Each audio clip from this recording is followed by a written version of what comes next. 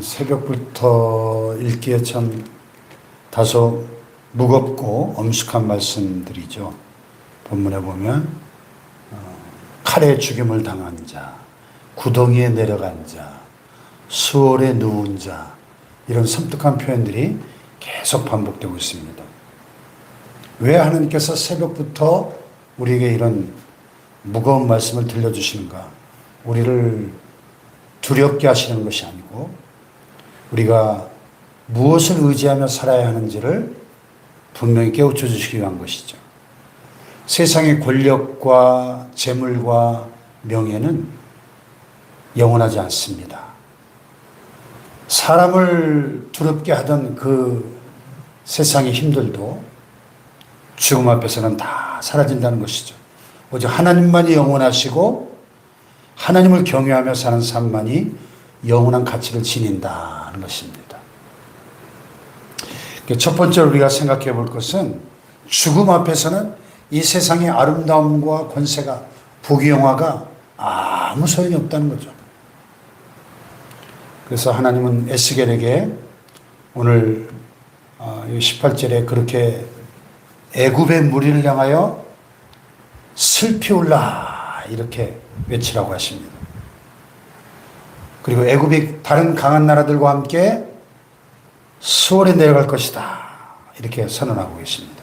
수월이라는 히브리어는 구약 성경에서 죽은 자들이 내려가는 지하세계, 죽음의 영역을 가리킵니다.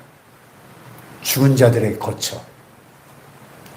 오늘 본문에는 특히 교만한 나라들이 하나님의 심판을 받아서 낮아진 자리를 가리키고 있습니다. 19절에서 애굽을 향해 이렇게 말씀하십니다. 19절 시작. 이르라 너의 아름다움이 어떤 사람들보다도 뛰어나도다. 너는 내려가서 할례를 받지 아니한 자와 함께 누울지어다. 너의 아름다움이 어떤 사람들보다 뛰어나도다. 이건 애굽을 칭찬하는 말씀이 아니고 반어법으로 야 도대체 네가 무엇이 그리 잘났다는 거냐 이런 뜻입니다. 애굽이 아무리 아름답고 강하고 화려해도 결국에는 죽음과 심판을 피할 수 없다는 거예요. 당시 애굽은 세계 최고의 문명을 자랑했습니다. 거대한 건축물들이 있었고 강력한 군대가 있었으며 풍요로운 나일강이 있었습니다. 바로는 자기 자신을 신과 같은 존재로 생각했습니다. 파라오라는 그 호칭 자체가 태양의 아들, 태양신의 아들이라는 뜻이잖아요. 근데 하나님께서 말씀하시는 너도 내려가게 될 거다. 수월로 너도 내려갈 거다. 이 세상엔 사람들 사이에 차이가 많잖아요. 어떤 사람은 높은 자리에 있고 어떤 사람은 많은 재산을 가지고 있고 또 어떤 사람은 이름이 널리 알려지고 유명하고 어떤 사람은 많은 사람들의 존경을 받습니다. 근데 죽음 앞에서는 모든 사람이 동일하다는 거예요. 우리가 평생 사용하던 명함도 어느 순간에 필요 없어지고 직장에서 불리던 직함도 사라지고 평생 쌓은 재산과 경력도 다 가져갈 수 없습니다. 자녀의 성공이나 내가 이룬 그 업적들도 하나님 앞에서 나를 구원해 주지 못하는 겁니다. 물론 그렇다고 우리가 하나님이 우리에게 주신 재능이나 재산이나 경험들이 무가차다 그런 뜻은 아니고요. 그런 것들을 하나님 주신 선물로 알고 겸손히 사용하라는 거예요. 겸손히. 하나님 주신 선물이 왕좌가 되어서는 안 된다는 거죠. 하나님께서 주신 것을 가지고 하나님보다 높아지려고 해서는 안 된다는 겁니다. 그래서 우리가 겉으로는 안 드러나도 우리 마음속에 이런 애굽의 또 이 바로의 이런 교만한 모습들이 자리 잡고 있을 수 있다는 거예요. 내가 인생 살아보니 내가 옳다. 내가 이 가정을 여기까지 이끌어왔다. 내가 교회를 위해서 얼마나 수고했는데 내 자식이 얼마나 잘 됐는데 그래도 나는 저 사람보다 낫다 하는 이런 마음속에 그 은근한 교만들을 내려놓아야 된다는 거예요. 우리가 신앙의 연륜이 깊어질수록 겸손도 깊어져야 될 줄로 믿습니다. 오래 믿었기 때문에 더 높아지는 것이 아니고 오래 믿었기 때문에 더 낮아져야 된다는 거예요. 받은 은혜가 많을수록 모든 것이 하나님의 은혜입니다. 주님의 은혜입니다. 이렇게 고백할 수 있기를 축복합니다. 두 번째는 사람들을 두렵게 만들던 나라들도 하나님의 심판 앞에서는 무력하다 하는 거죠. 그래서 여기 22절부터는 이미 수월에 내려간 나라들의 이름이 쫙 열거되고 있습니다. 아수르, 또 엘람, 메색, 두발, 에돔, 그리고 북쪽의 모든 방백과 시돈 사람들이 쫙 나옵니다. 이 나라들에는 공통점이 하나 있어요. 한때 강한 군사력을 가지고 주변 나라들을 공포에 떨게 만들었던 나라들이라는 거죠. 그들이 움직이면 사람들이 떨었고 그들의 군대가 나타나면 성문이 일제히 닫혔습니다. 근데 본문은 반복해서 말하는 거예요. 거기에 그 수월에 아수르가 있다. 거기에 엘람이 있다. 메색과 두발이 있다. 에돔이 있다. 한때 세상의 중심에 있던 나라들이 이제는 다 무덤에 누워 있다는 거예요. 본문은 마치 거대한 공동묘지의 이름들을 하나씩 열거하는 것 같습니다. 생존하는 사람들의 세상에서 공포를 일으키던 자들이 이제는 아무 힘도 쓰지 못하는 겁니다. 칼을 들고 다른 사람들을 위협하던 용사들도 그 칼과 함께 무덤에 묻혔다는 거예요. 세상의 힘은 사람들을 두렵게 할 수 있지만 하나님의 심판을 막지는 못한다 하는 것입니다. 그래서 오늘 우리가 한번 이 새벽에 자신에게 물어야 돼요. 나는 사람들에게 두려움을 주는 사람인가? 평안을 주는 사람인가? 내가 들어가면 가족들이 긴장하는가? 아니면 마음을 넣는가? 내 말은 사람을 살리는 말인가? 아니면 죽이는 말인가? 치유하는 말인가? 아니면 상처를 주는 말인가를 돌아봐야 돼요. 인생 후반기에 하나님께서 우리에게 원하시는 모습은 사람을 짓누르고 군림하고 다스리는 권위가 아니고 자녀와 손주들을 축복하고 후배들을 세워주고 교회 안에서 연약한 사람들을 품어주는 그 믿음의 어른으로서의 역할을 하나님이 우리에게 기대하시는 줄로 믿습니다. 정말 강한 사람은 큰 소리 치는 사람이 아니고 사과해야 할 때 먼저 사과할 수 있는 사람입니다. 먼저 손을 내밀 사람이 강한 사람입니다.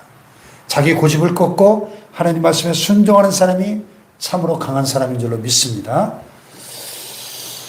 마지막 세 번째로 그러므로 성도는 세상을 두려워하지 말고 하나님을 경외해야 한다 하는 거죠. 여기 31절에 보면 바로가 그들을 보고, 그들은 누구예요? 바로보다 먼저 죽어서 수월에 내려가 있는 사람들. 그 나라들을 보면서 위로를 받을 것이래요. 참 독특한 말씀이죠. 바로가 그들을 보고 그 모든 무리로 말미암아 위로를 받을 것입니다. 이게 무슨 말입니까? 위로는 참된 위로가 아니죠. 나만 망한 게 아니구나. 나만 지옥에 온 게 아니고 저 강한 나라들도 다 여기 와 있구나 하는 절망적인 위로죠. 절망적인 위로. 죄는 언제나 우리에게 이렇게 속삭여요. 뭐 다 그렇게 사는데 뭐가 문제냐. 나만 그런 게 아니잖아. 세상 사람들이 다 돈과 힘을 따라 살아가는데 뭐 나라고 다를 게 있겠어? 근데 함께 무너진다고 해서 심판이 가벼워지는 것은 아닙니다. 많은 사람이 가는 길이라고 다 생명의 길이 되는 것도 아닙니다. 어떤 길은 사람 보기에 바르나 필경은 사망의 길이니라. 그렇게 성경은 말씀하죠. 그러므로 우리에게 참된 위로는, 필요한 참된 위로는 나만 그런 것이다, 아니다라는 이런 위로가 아니고 우리에게 참 필요한 위로는 오직 예수 그리스도인 줄로 믿습니다. 네. 1956년도에 젊은 선교사 짐 엘리엇은 남미 에콰도르의 한 부족에게 복음을 전하러 갔다가 동료들과 함께 그 부족들의 창에 찔려 순교했습니다. 그 순교하기 직전에 자기 일기장에다가 이런 글을 남겼어요.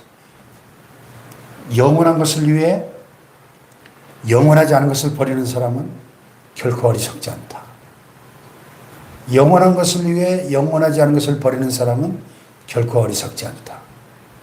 세상의 눈으로 볼 때 그는 젊은 나이에 모든 것을 잃어버린 어리석은 사람으로 보였을 겁니다. 그러나 그의 아내 엘리자베스와 그의 동료들이 그 이후에 그 부족에 들어가서 그 부족 전체가 예수 믿고 구원받는 복음의 열매가 맺혀지게 되었습니다. 애굽은 거대한 건축물로 그 이름을 남기려고 했지만 짐 엘리엇은 순종으로 믿음의 흔적을 남겼다는 겁니다. 오늘날 그 이집트의 피라미드들, 그 가자 지구의 그 피라미드를 보세요. 어마어마하잖아요. 그것으로 자신들의 이름을, 명성을 떨치려고 했지만 그게 무슨 의미가 있습니까? 세상에서 얼마나 높이 올라가느냐보다 하나님 앞에서 얼마나 충성했느냐 하는 것이 중요하다는 거죠. 아멘. 예. 그래서 우리가 참 이 땅에 사는 동안에 많은 재산을 남기는 것도 필요할 수 있고 우리 자식들에게 많은 유산을 물려주는 것도 참 필요한 일일 수 있지만 정말 귀한 유산은 신앙의 유산, 신앙의 유산.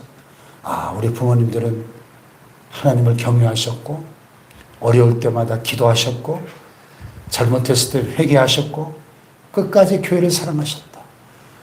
주님을 위해서 죽도록 충성하셨다. 이런 기억들을 우리의 자녀들이 우리를 생각할 때마다 떠올릴 수 있는 신앙의 부모들이 될 수 있기를 축복합니다. 네. 베드로전서 5장 6절은 말씀하죠. 그러므로 하나님의 능하신 손 아래서 겸손하라. 때가 되면 너희를 높이시리라. 이렇게 말씀합니다. 스스로 높아지려고 하지 말고 하나님 앞에서 낮아질 때 세상의 힘과 권력을 두려워하지 말고 생사화복을 주관하시는 하나님을 경외하는 우리 모두가 될 수 있기를 주님의 이름으로 축복합니다. 기도하십시다. 주신 말씀 붙잡고 주님, 제 인생의 주인은 제가 아닙니다. 저는 주님이 맡겨주신 것을 관리하는 청지기일 뿐입니다. 저의 경험과 재산과 자식과 건강을 자랑하지 않게 하시고 모든 것을 오직 주님의 뜻을 위해서 사용하게 하여 주시옵소서. 그래서 오늘도 하나님의 능하신 손 아래서